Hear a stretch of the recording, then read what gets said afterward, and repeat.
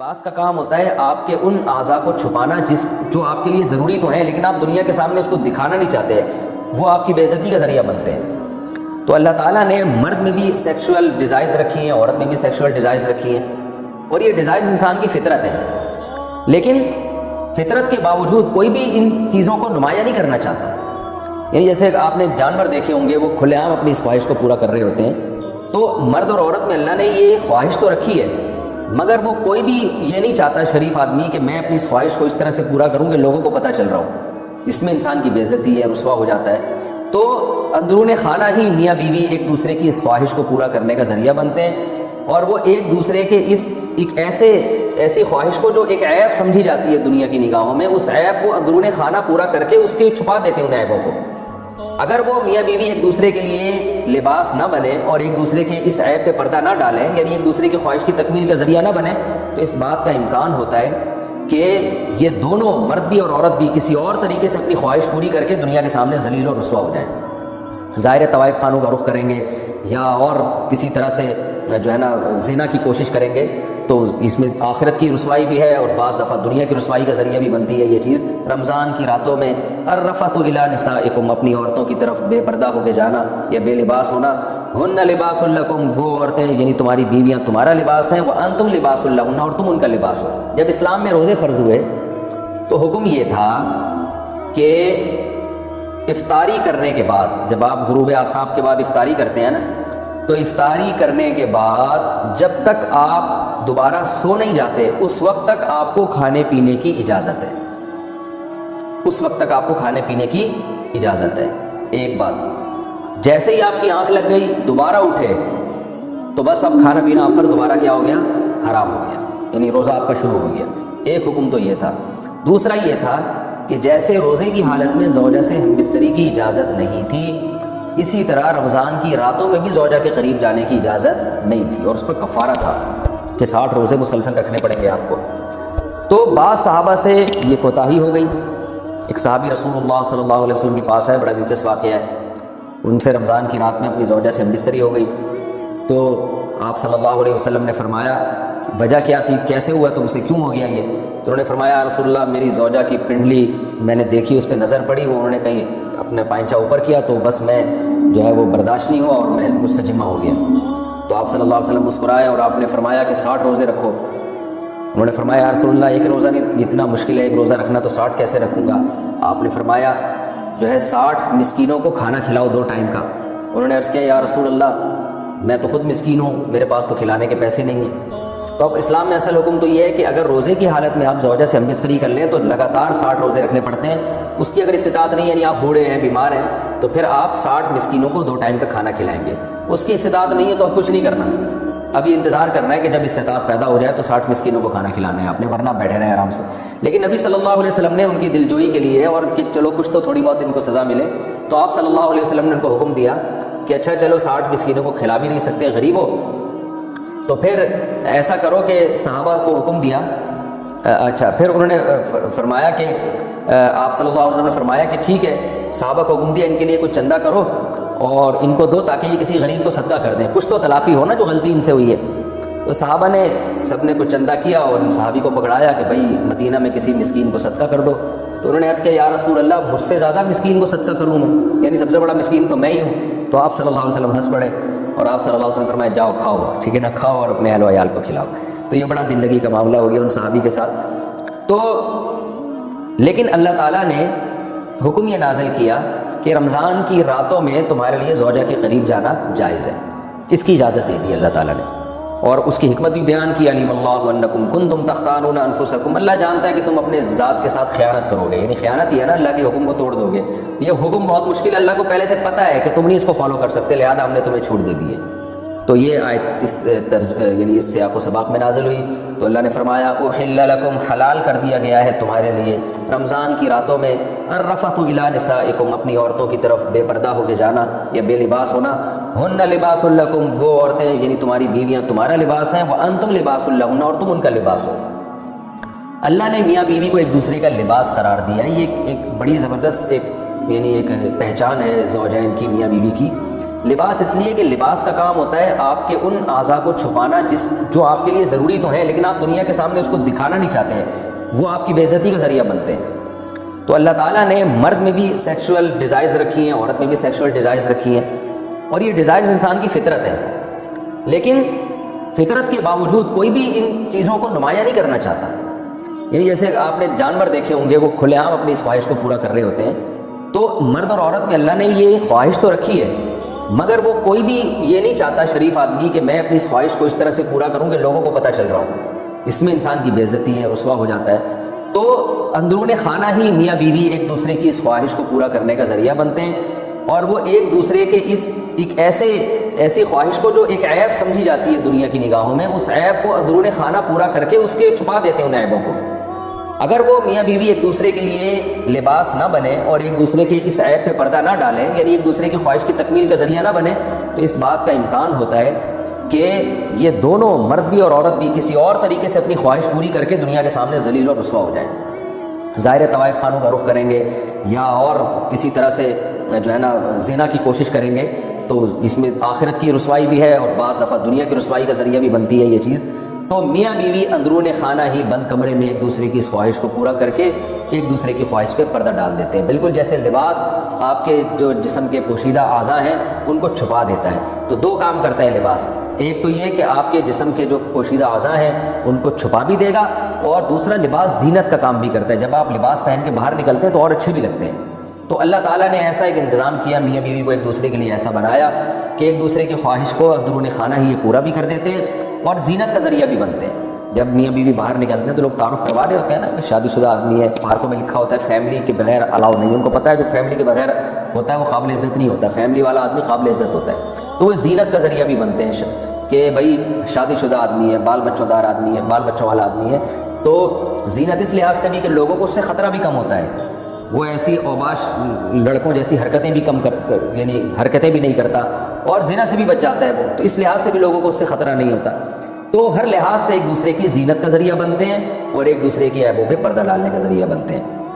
تو یہ ایک اللہ تعالیٰ نے پہچان کروائی ہے، اور اس میں اللہ نے عورت کا ذکر پہلے کیا، مرد کا بعد میں کیا، اس میں کیا حکمتیں ہیں، یہ ایک لمبا ٹاپک ہے، میں بیانات میں ذکر کر چکا ہوں، پھر تفسیر میں اس طرح کی باتیں ہوں گی تو بہت لمبی تفسیر ہو جائے گی۔ آگے اللہ نے فرمایا علیم اللہ انکم کنتم تختانون انفسکم، اللہ کو پتہ ہے تم اپنے نفس کے ساتھ خیانت کرو گے۔ خیانت کا مطلب جب اللہ کے حکم کو توڑو گے تو اپنے ساتھ ہی خیانت ہے نا یہ، تو اللہ کو پتہ ہے کہ تم اس حکم کو فالو نہیں کر سکتے، یعنی رمضان کی راتوں میں بھی ہم پابندی لگا دیں تو پورا مہینہ زوجہ سے دور رہنا تمہارے لیے بڑا مشکل ہو جائے گا، اس لیے اللہ نے حکم دے دیا فتاب علیکم، اللہ تم پر متوجہ ہوا، وعفا عنکم، اور جو کوتاہی تم میں سے ہو چکی ہے، ان صحابی سے کوتاہی ہوئی تھی اللہ نے معاف کر دی، فالآن، پس اب تمہیں اجازت ہے، باشروہن، ان سے تم ہم بستری کر سکتے ہو، یعنی رمضان کی راتوں میں، وابتغوا ما كتب اللہ لکم، اور وہ اولاد تلاش کرو، وہ چیز تلاش کرو جو اللہ نے لکھ دی ہے تمہارے لیے، یعنی اس سے مراد ہے اولاد۔ تو اب یعنی زوجہ کے قریب اس نیت سے جاؤ کہ تمہیں اولاد ملے۔ تو یہاں بھی کچھ باتیں، پہلی بات سوال یہ پیدا ہوتا ہے کہ جب اللہ نے اس حکم کو منسوخ ہی کرنا تھا، اللہ تعالیٰ نے رمضان کی راتوں میں زوجہ سے ہم بستری کی اجازت دینی ہی تھی، تو پھر پہلے پابندی کیوں لگائی جب منسوخ ہی کرنا تھا؟ تو مشرکین یہ اعتراضات کیا کرتے تھے کہ قرآن ایک بات پہ معاذ اللہ قائم کیوں نہیں رہتا، منسوخ کیوں کر دیتا ہے؟ اس کا مطلب ہے کہ یہ اللہ کا حکم نہیں ہے بلکہ یہ تو نبی نے اپنی طرف سے بنایا ہوا ہے، کیونکہ نبی جو ہے نا وہ حکم چینج کرتے رہتے ہیں۔ تو یاد رکھیں ایسا نہیں ہے، قرآن جب کسی حکم کو منسوخ کرتا ہے تو قرآن میں پہلے گزر چکا نا، ما ننسخ من آیت او ننسها ناتی بخیر منها او مثلها۔ بعض دفعہ حکمتیں ہوتی ہیں، اللہ کے علم میں تو یہ ہوتا ہے کہ میں نے اس حکم کو چینج کرنا ہے، لیکن اللہ تعالیٰ پہلے حکم نازل کرتے ہیں یہ بتانے کے لیے کہ ہماری اصل منشا تو یہ تھی کہ یہ حکم نازل ہو، لیکن پریکٹیکلی کروایا گیا کہ تم کمزور ہو، تو اور کمزوری کی وجہ سے تم اس حکم کو فالو نہیں کر سکتے، تو اللہ کتنا غفور الرحیم ہے، اپنے اصل قانون کو چینج کر رہا ہے۔ تو اگر شروع ہی سے یہ حکم نازل ہوتا ہے نا کہ رمضان کی رات میں زوجہ کے قریب جانے کی اجازت ہے، تو یہ جو اللہ کی ایک رحمت اپنے بندوں کے اوپر ہے، یہ رحمت نمایاں نہ ہوتی کہ اللہ اپنے بندوں، اللہ کی یعنی اللہ تعالیٰ نے بھی حکام میں لچک رکھی ہے، اور اپنے بندوں کے مزاج کی اور اپنے بندوں کے جو ہے وہ طبیعت کی اور ان کی طاقت اور قوت کو دیکھ کر اللہ نے حکام بنائے۔ اس کی مثال ایسے ہے جیسے 28ویں پارے میں آتا ہے کہ اللہ تعالیٰ نے صحابہ کرام کو حکم دیا تھا کہ جب نبی کے پاس جاؤ بات چیت کرنے کے لیے، آپ سے سرگوشی کرنے کے لیے، تو پہلے صدقہ کیا کرو، لیکن ابھی کسی صحابی نے صدقہ کیا ہی نہیں کہ اللہ نے حکم کو منسوخ کر دیا اور فرمایا کہ تمہارے لیے یہ حکم بہت شاق ہے، لہٰذا تمہیں اجازت ہے کہ بغیر صدقے کے نبی کے پاس چلے جاؤ۔ تو وہاں بھی علماء نے حکمت بیان کرتے ہیں کہ اللہ تعالیٰ اگر شروع سے یہ حکم دے دیتا نا کہ بغیر صدقے کے چلے جاؤ، تو وہ جو اللہ تعالیٰ کی اپنے بندوں کے ساتھ ایک لطافت والا معاملہ ہے، رحمت والا معاملہ ہے، وہ ظاہر نہ ہوتا۔ تو یہاں بھی ایسے ہی ہے، اللہ نے فرمایا کہ ہمیں پتہ ہے کہ تم نہیں حکم کو فالو کر سکتے، ہم نے حکم تو دیا ہے، تم دیکھو پریکٹیکلی کروا دیا اللہ تعالیٰ نے کہ تم سے اس پر عمل نہیں ہو رہا، لہٰذا جاؤ، تمہیں اجازت دی جاتی ہے کہ تم زوجہ کے قریب رات کو جا سکتے ہو، کوئی حرج نہیں ہے اس میں، لیکن جانے سے تمہاری نیت کیا ہونی چاہیے؟ وَابْتَغُوا مَا كَتَبَ اللَّهُ لَكُمْ، جو اولاد اللہ نے تمہارے لیے لکھ دی اس کو تلاش کرو۔ تلاش کا مطلب نیت کرو کہ شاید اللہ مجھے اس سے نیک صالح اولاد دے دے۔ اس سے اس پتہ چلتا ہے کہ اسلام اولاد کی کثرت پر کتنا حریص ہے اور اللہ تعالیٰ کتنا چاہتے ہیں کہ اہل ایمان کی نسل بڑھے۔ قرآن میں ایک اور جگہ پر اللہ تعالیٰ نے زوجہ سے ہم بستری کا ذکر کیا تو وہاں بھی اولاد کا تذکرہ کیا ہے۔ وَقَدِّمُوا لِأَنفُسِكُمْ، فرمایا کہ حالت حیض میں تم زوجہ کے قریب نہیں جا سکتے، لیکن جب تم زوجہ کے یعنی جب پاک ہو جائے تو پھر زوجہ کے قریب جاؤ۔ وَقَدِّمُوا لِأَنفُسِكُمْ، اور اپنی ذات کے لیے آخرت میں ذخیرہ کرو۔ تو یہاں بھی مفسرین کہتے ہیں کہ اس سے مراد ہے کہ اولاد پیدا کرنے کی نیت سے جاؤ تاکہ وہ آخرت میں تمہارے لیے ذخیرہ بنے۔ تو فیملی پلاننگ کی جو دعوت ہے نا، اس کا قرآن و سنت سے دور دور کا بھی کوئی واسطہ نہیں ہے۔ جیسے ڈاروین کا جو نظریہ ہے نا کہ انسان بندر سے وجود میں آیا ہے، یہ اسلام کے بالکل اگینسٹ ہے۔ اسلام نے صاف لفظوں میں کہا ہے، اور صرف قرآن نے نہیں، تورات اور انجیل میں بھی یہ بات ہے کہ براہ راست اللہ نے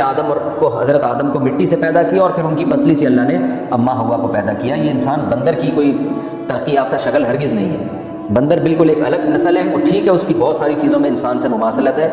وہ ایک الگ بات ہے، لیکن مماثلت اس لیے ہے کہ اللہ نے قرآن میں فرمایا کہ امم امثالکم، قرآن میں جگہ آتا ہے کہ یہ جتنے بھی انسان مخلوق ہیں نا، یہ تمہاری طرح کی ایک امت ہے، یعنی ان میں اللہ تعالیٰ نے بہت ساری چیزیں سیم رکھی ہیں تاکہ انسان ان سے مانوس ہو۔ میری جانور کوئی الگ ہی خلائی مخلوق ہوتے تو پھر انسان جو ہے نا ان جانوروں سے مانوس نہ ہوتا، ان میں دلچسپی نہ لیتا۔ جیسے کوئی جن کو دیکھ کے لوگ ڈر جاتے ہیں تو ایسے شیر کو دیکھ کے بھی لوگ ڈر جاتے ہیں۔ تو اللہ نے کچھ نہ کچھ مماثلت اس نیت سے رکھی ہے کہ انسانوں میں اور جانوروں میں کچھ مماثلت رہے کہ انسان کو تھوڑی بہت ان سے انسیت ہو۔ تو اسی طرح جو فیملی پلاننگ کی جو دعوت ہے کہ بچے دو ہی اچھے اور نسل کو کم کرو، یہ اسلام کے بالکل اگینسٹ ہے۔ تو اب دیکھیں ٹاپک اولاد کا چل نہیں رہا، لیکن بات آئی ہے زوجہ کے قریب جانے کی، تو اللہ نے بتا دیا کہ یہ تو عمل اس لیے رکھا گیا ہے کہ یہ اصل میں تو اس کا مقصد ہی اولاد ہے۔ باقی فیملی پلاننگ کن صورتوں میں جائز ہے، کن صورتوں میں ناجائز ہے، کب مکروہ ہے، کب حرام ہے اور کب مستحب ہے، یہ اس کے ایک الگ احکام ہیں جو میں بیانات میں بتاتا رہتا ہوں، وہ آپ کسی بھی علماء سے آپ پوچھ سکتے ہیں، اس کا بھی تفصیل کا یہاں موقع نہیں ہے۔ تو ایک حکم تو یہ منسوخ کیا گیا۔ دوسرا وَكُلُوا وَاشْرَبُوا حَتَّى يَتَبَيَّنَ لَكُمْ، رمضان کی راتوں میں تو کھانے پر پابندی تھی کہ اگر آنکھ لگ گئی تو اب بس گئے۔ تو بعض صحابہ جو تھے وہ غلطی سے ان کی آنکھ لگ گئی، اٹھے تو پتہ چلا بھائی یہ تو اب تو کھانا پینا حرام ہو گیا، وہ 24 گھنٹے کا روزہ ہونے لگا ان کا۔ تو اللہ نے فرمایا اب تمہیں اجازت دی جا رہی ہے، کلوا واشربوا، کھاؤ اور پیو، حتیٰ یہاں تک کہ یتبین لکم الخیط الابیض من الخیط الاسود، کہ تمہارے لیے سفید دھاگا سیاہ دھاگے سے ممتاز اور جدا ہو جائے فجر کے وقت سے۔ یعنی سیاہ دھاگا سے مراد ہے کہ دھاگے سے مراد ہے لائن۔ جب مشرق کی طرف سورج نکلنا شروع ہوتا ہے نا فجر کے وقت میں، تو پہلے تو اندھیرا ہوتا ہے جب سورج نیچے ہوتا ہے، جیسے ہی سورج اوپر آتا ہے تو ایک روشنی ایسے سیدھی پھیلتی ہے، یوں نیچے سے اوپر کی طرف ایسے، تو عمود جسے کہتے ہیں۔ جب یہ روشنی ہوتی ہے تو اس کو صبح کاذب کہتے ہیں، جھوٹی صبح، یہ صحیح صبح نہیں ہے۔ پھر کیا ہوتا ہے کہ پھر ایک روشنی اس طرح پھیلنا شروع ہوتی ہے، یعنی ایسے اس طرح جو ہے نا جو لائن کی شکل میں سیدھی لیٹی ہوئی جسے لائن کہتے ہیں، اس طرح جو روشنی پھیلتی ہے وہ صبح صادق ہوتی ہے۔ اور ان دونوں لائنوں کے درمیان جو فرق ہے نا وہ تقریباً کراچی اور پاکستان میں 15 سے 20 منٹ کا ہوتا ہے، یعنی صبح کاذب جھوٹی صبح اور صبح صادق میں۔ تو یہ جو لائن پھیلتی ہے اس کو خیط ابیض قرآن کہہ رہا ہے، یعنی سفید دھاگا کالے دھاگے سے۔ کالے دھاگے مطلب پہلے جو بالکل سیاہ تھا وہ کالی لائن تھی، اب اس میں ایک سفید لائن آ گئی۔ تو سفید لائن جب بالکل ممتاز ہو جائے، صاف پتہ چل جائے کہ وائٹ جو ہے نا روشنی پھیلنا شروع ہو گئی ہے ایسے لائن یوں کر کے، تو یہ سفید دھاگا ہے اور وہ کالا دھاگا ہے۔ یعنی جو کالے دھاگے میں وہ سفید دھاگا ممتاز نظر آنا شروع ہو جائے تو اللہ فرماتے ہیں اس وقت تک تم کھا سکتے ہیں، جس کو ہم سحری کا وقت کہتے ہیں، کہ سحری کا وقت اب ختم ہو گیا ہے، سحر کا وقت، اور اب جو ہے صبح کا وقت شروع ہو گیا اور فجر کی نماز کا وقت بھی شروع ہو گیا، جس کو عربی میں فجر کا وقت بھی کہتے ہیں۔ تو یہ من الفجر جو ہے نا یہ کب نازل ہوا؟ پہلے تو اتنی آیت نازل ہوئی تھی کہ تمہارے لیے سفید دھاگا سیاہ دھاگے سے ممتاز ہو جائے، تو یہاں بھی اللہ نے ایک اپنی رحمت کا معاملہ کیا، کیونکہ یہ کنایا ہے صبح صادق سے۔ تو ہوا یہ کہ ایک صحابی بیچارے رات کو بیٹھ گئے، وہ اپنے تکیے پہ نا کالا دھاگا اور سفید دھاگا رکھے، اور صبح دیکھنے لگے کہ جب یہ دونوں میں فرق پتہ چلے گا تو میں کھانا پینا بند کر دوں گا۔ تو نبی صلی اللہ علیہ وسلم نے ان کو فرمایا کہ بھئی اس سے مراد صبح صادق ہے، یہ نہیں کہ واقعی سفید دھاگا لے کے بیٹھ جاؤ۔ تو پھر اللہ تعالیٰ نے من الفجر کا لفظ بھی آسمان سے نازل کیا، صرف من الفجر یہ لفظ نازل ہوا کہ اس سے مراد کیا ہے؟ فجر۔ ثم اتموا الصیام الی اللیل، تو اس وقت تک تم کھا سکتے ہو، اس کے بعد مکمل کرو روزوں کو رات تک۔ رات سے مراد غروب آفتاب ہے، اصل میں تو رات عشاء کے وقت سے داخل ہوتی ہے، لیکن غروب آفتاب کو بھی عربی میں یعنی سورج جب غروب ہو جائے تو اس کو بھی رات کا وقت کہہ دیا جاتا ہے مجازاً۔ تو اس میں پوری امت کا اجماع ہے سوائے شیعہ حضرات کے، وہ جب ستارے طلوع ہوتے ہیں تو اس وقت وہ کرتے ہیں، ورنہ پوری امت جو اہل سنت والجماعت کے چاروں مکاتب فکر ہے، حنفی، مالکی، شافعی، احمدی بن حنبل اور صحابہ کرام، یہ سب اس پر تقریباً متفق ہیں کہ غروب آفتاب کا وقت ہے اصل، اور نبی صلی اللہ علیہ وسلم سورج غروب مکمل غروب ہوتے ہی روزہ کھول لیا کرتے تھے۔ تو اللہ نے اجازت دے دی کہ اس وقت تک جو ہے نا روزے کو مکمل کرو۔ وَلَا تُبَاشِرُوهُنَّ وَأَنْتُمْ عَاكِفُونَ فِي الْمَسَاجِدِ، اور مسجدوں میں جب تم ہو اعتکاف میں تو پھر زوجہ کے قریب مت جاؤ۔ یعنی اللہ تعالیٰ نے رمضان کی راتوں میں تو زوجہ کے قریب جانے کی اجازت دے دی، تو اس سے یہ وہم ہو سکتا تھا کسی کو کہ بھائی ٹھیک ہے ہم اعتکاف میں اگر ہیں تو رات میں اللہ نے تو اجازت دی ہے تو اب چلو اعتکاف سے نکل کے گھر سے جا رہے ہیں بیگم سے ملاقات کرنے کے لیے، کوئی ان کو روک رہا ہے بھائی اس کی اجازت نہیں ہے، تو کیا اللہ نے تو قرآن میں کہا ہے کہ رمضان کی راتوں میں تمہیں اجازت ہے، تو اللہ نے بتا دیا کہ اعتکاف والوں کو اجازت نہیں ہے۔ اعتکاف میں اگر کوئی زوجہ سے ہم بستری کر لے گا تو وہ روزہ اس کا ٹوٹ جائے گا، اور صرف ہم بستری نہیں، اور جو ہم بستری کے مقدمات ہیں بوس و کنار وغیرہ اس کی بھی اعتکاف میں اجازت نہیں ہے۔ تلک حدود اللہ فلا تقربوها، یہ اللہ کی حدود ہیں ان کے قریب مت جاؤ۔ اس طرح اللہ اپنی آیتیں لوگوں کے لیے کھول کھول کے بیان کرتا ہے تاکہ لوگ تقوی اختیار کریں۔ اور یہ آخری آیت کا ترجمہ کر دیتا ہوں، یعنی تھوڑی تفسیر بیان کر دیتا ہوں، اس کے بعد پھر انشاءاللہ اس پورے رکوع کے صرف علمی نقطے رہ جائیں گے، وہ میں اگلے ایپیسوڈ میں بیان کروں گا۔ وَلَا تَأْكُلُوا أَمْوَالَكُمْ بَيْنَكُمْ بِالْبَاطِلِ، اور ایک دوسرے کا مال ناحق طریقے سے مت کھاؤ۔